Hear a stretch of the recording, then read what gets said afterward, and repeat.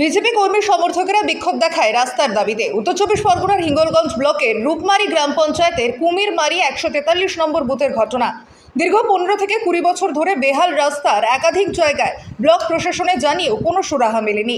তারা দাবিতে বিজেপি কর্মী সমর্থকেরা বিক্ষোভ দেখায়। এ বিষয়ে প্রশ্ন করলে রূপমারি গ্রাম পঞ্চায়েতের উপপ্রধান তপন মণ্ডল তিনি জানান, আমরা এই বিষয় খতিয়ে দেখেছি, যদি সেরকম কোনো কিছু থাকে নিশ্চয়ই সেটা আমরা দেখব।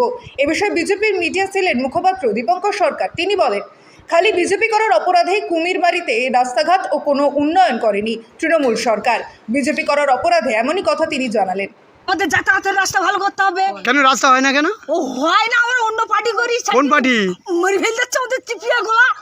কোন পার্টি করো? আমরা করি বিজেপি পার্টি করি বলে এই যে ঢাল তেরুয়া মাথায় বাড়ি মারতে আসে, তাও তো ভয় করিনি কাউকে।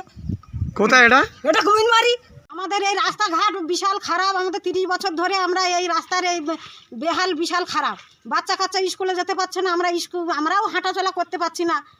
কেন রাজনীতি করেন? হ্যাঁ, রাজনীতি করি আমরা। বিজেপি করার অপরাধে আমাদের এ পাশে রাস্তা কল কোনো কিছু হচ্ছে না। কোথায় এটা?